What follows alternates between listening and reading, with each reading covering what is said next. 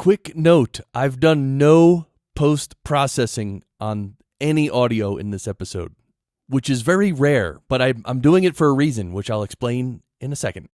Hello, welcome to the Podcast Engineering Show. I'm your host, Chris Curran. Today's episode, I'm gonna cover a bunch of my daily Goody blog posts, so a bunch of information coming at you. I do this every other week. And in the in-between weeks, I actually interview people, so check out the other episodes if you haven't heard any of the other interview episodes or the other Daily Goody episodes. I'm actually recording through a Shure SM7B this episode, which is very rare. My normal microphone is a RE20. Today, I'm going through the SM7B into the Focusrite Scarlett 2i2 3rd Gen. Yeah, and I'm going to tell you a little bit more about that in a second, but after the Scarlett 2i2, it's going into my old production laptop, and I'm actually sitting I'm sitting over near the bay window in my basement, which is near where I usually sit. So I'm in a different place with a different mic, with a different interface, recording on a different computer. So all you freak regular listeners who love to hear the differences and stuff, so check it out.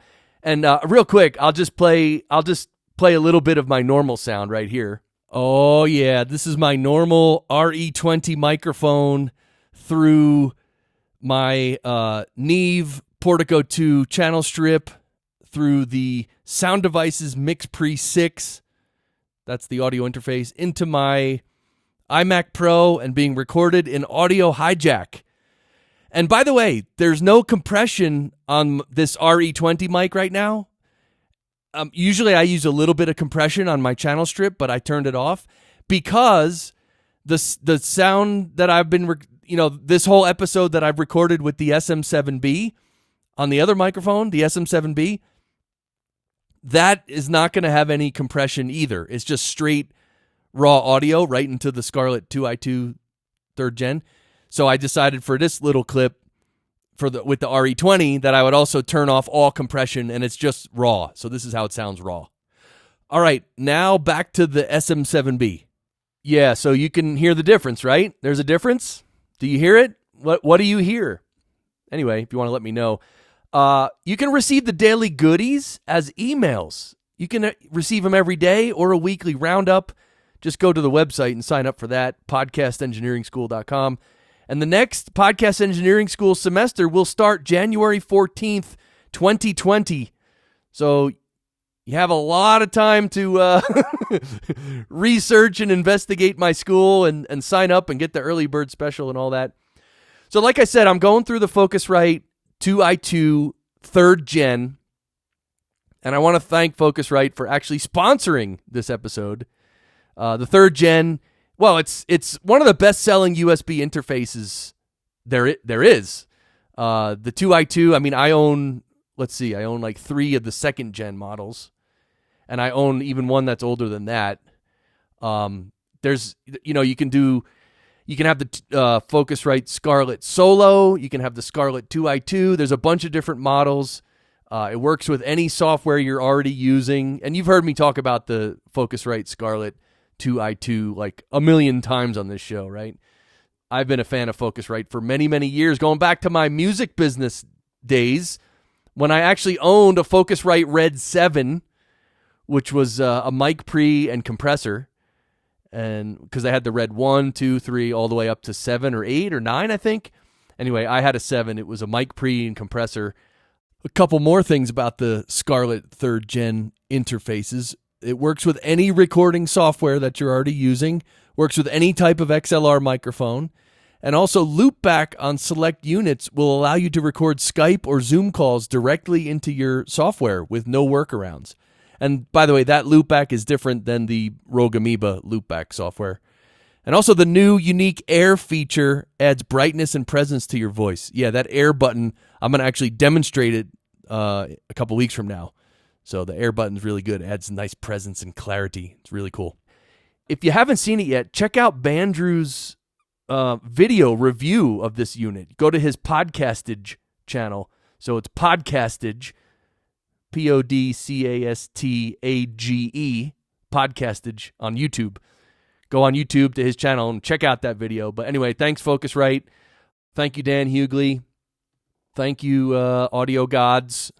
And see, everybody knows who listens to the show regularly. I've really never had a sponsor before, and I've had many other people ask me to sponsor this show, and I usually always turn them down because I don't want to take on sponsors. I mean, this show supports my school. But see, Focusrite, there's a handful of audio companies that I really respect, and they're really good companies. And Focusrite is one of them, so that's why. So let's get to the daily goodies. We're going to start with August 2nd. August 2nd daily goodie. Food and drink in your studio. Yeah, you got to be careful having food and drink in your studio because you don't want to spill your drink on any gear, and you don't want to have food on your fingertips and then touch your gear or touch your keyboard and all that. So, I almost never eat anything near my, studio computer. I just don't eat anything. Very rarely I will. But I usually have a drink, but I always keep it on a little table on the side. It's like a little sidecar table I have. And by the way, I don't know if you can hear it, but the HVAC unit in my house just turned on. So that's way across the basement. But like I said before, I'm in a different spot, and I'm sitting on this weird little lounge chair, and I'm in an awkward position. A great way to do an episode, right? Okay, the next daily goodie is Hindenburg Journalist Pro. Well, you probably heard of this DAW software. It's a great DAW. A lot of people use it for podcast production. Even more people use it in radio production. It's really cool. Nick Dunkerley was a guest on this show previously, and he's a great guy. So they have a great DAW. So if you haven't checked out Hindenburg, you can check it out for free. It's a nice DAW. It really is. I tried it, and but I have my whole setup in Reaper, and I'm when you have something that and you like and you use it every day, then switching it's not so easy. But Hindenburg is top notch for sure. All right, next one. Zoom.us for recording remote podcast guests. Well, I said Zoom.us, but it's just Zoom, right? The website is Zoom.us, but it's the webinar, service software that a lot of podcasters use to record their audio podcast over Zoom. And so what they do is it's almost like a Skype call, but and you can have video, but a lot of people, they just like the video because they can see the guest, and they like to see the guest, and the guest might like to see the host, but then they just use the audio recording for the podcast.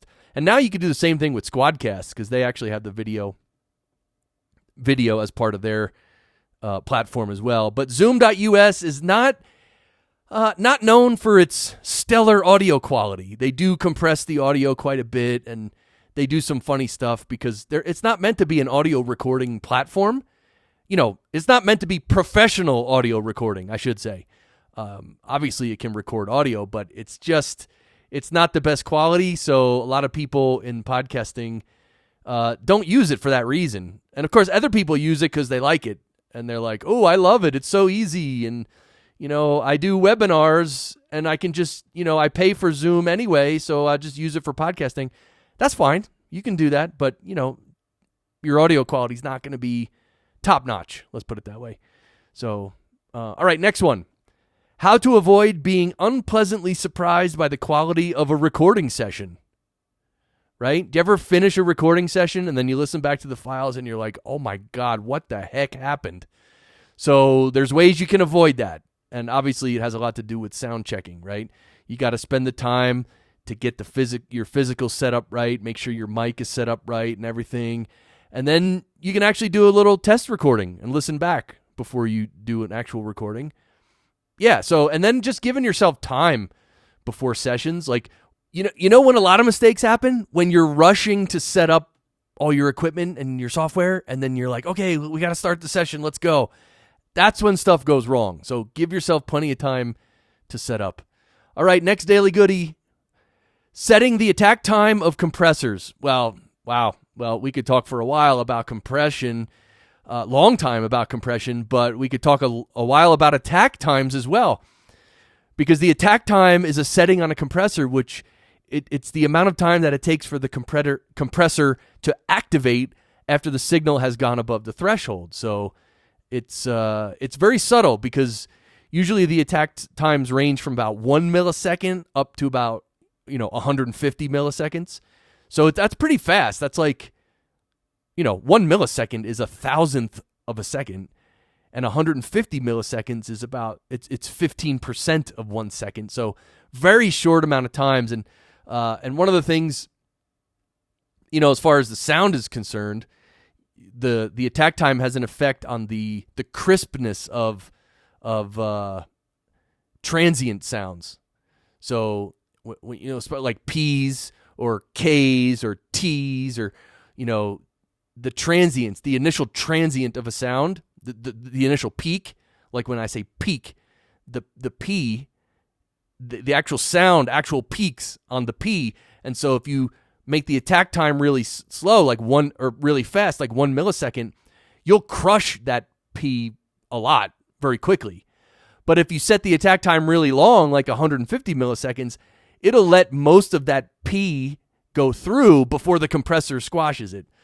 So it's good practice if you want to mess with attack times. Just take some different voices and then just, change the attack times from really fast to really long, and just hear the difference. And you'll get, it's amazing. Once you can hear that, you can really, by changing the attack time a little bit, you can change the sound quite a bit and make something sound much better, or tame, some harsh transients. Okay, next one. Edits that are too tight. I hear this so often. I think it's sort of a rookie mistake for editing, but I don't know. I think I've heard some people who are editors edit things too tight. And what too tight means is when you're cutting out the empty space between, let's say, between sentences, like someone says a sentence, period, then they pause for a second, and then they start the next sentence. Some editors like to tighten up that space and cut out like most of the space. The problem with that is when you play it back, it doesn't sound natural. I mean, it's natural to leave spaces. It's natural to breathe. So like if you edit out all the tiny little spaces and, chop out the breaths and all that, the flow of the episode, the pacing is not going to sound correct. So there's a happy medium between going nuts and cutting out everything and making it too tight and unnatural, because no one speaks like that. And then the other end of the spectrum is this leaving in all the space, and then the pacing might seem too slow. Maybe there's too much space between when someone says the words they're saying, right? You see how the whole pace of the show just slowed down right there? All right. So that's don't edit too tight. That's the moral of that story. Next one, using Auphonic as your mastering step. Well, you've probably heard of Auphonic. It's a great online processing tool that does a lot of different processing. And you can also buy the software and own it and download it to your computer and use it all day on your own computer. But it does really handy things for podcast audio. It can level different voices to the same level.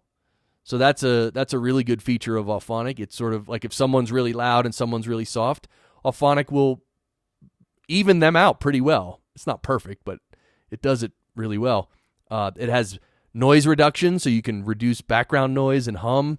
You can filter the low frequencies. You can set the final LUFS level, to your -19 mono or -16 stereo. You just tell Auphonic, hey, give me -16 stereo, and boom, it'll spit out the file like that. You can also generate your final MP3 file and tag the MP3. So Auphonic is really great. A lot of people use it. I actually don't use it much anymore. In fact, I never really used it for, mastering, the mastering step of my production, because I sort of do that by hand, and I also do it with Isotope RX7. But anyway, there's something called multi-track Auphonic, which I've talked about before. That's a really cool version of Auphonic dealing with many different tracks. Check that out if you're into it. Okay, next one. Podcast Editors Club on Facebook. Right? You got to be a member. Are you a member? Podcast Editors Club on Facebook. Steve Stewart is the man. Just go to Facebook. Podcast Editors Club. Anyway, you can find it on my site as well as a daily goodie. The next daily goodie. What albums have you listened to the most times in your entire life? Like what albums? Like what album have you listened to the most in your life? You know, I actually haven't thought about that myself, but there's a bunch of albums that I've been listening to since like the late 80s or early 90s. And okay, here's the reason I'm asking this, and this is the reason I'm bringing this up, is because when you want to sort of, you know, train your ears on different speakers and different headphones, one of the things you can do is listen to music that you really know what it sounds like. So let's say, for me, like one of those albums is Master of Puppets by Metallica, right? I've been listening to that since 1986. That's when it came out. And so I know what that sounds like, meaning I've heard it on so many different speakers, in so many different cars, on so many different earbuds and headphones. Like, if you play Master of Puppets through any speaker, I can tell the nature of that speaker because I already know what the actual music sounds like. Now I know what the speaker sounds like. Anyway, you can get there too, but here's the point. When you're mixing and editing podcasts, producing podcasts, either you're listening on speakers or your headphones, you have to know your speakers and your headphones really well. You have to be very familiar with how they sound, and that way you can make the podcast sound good. One of the ways to become familiar with your speakers or headphones is to every now and then or often listen to music that you know really well. And then you'll just, in your mind, like your mind will sort of understand what those headphones, like how the headphones are coloring the sound and how the speakers are coloring the sound. So that's part of ear training. Okay, next one. Oh, can you believe it? August 11th? It's the Focusrite Scarlett 2i2. I did not plan that.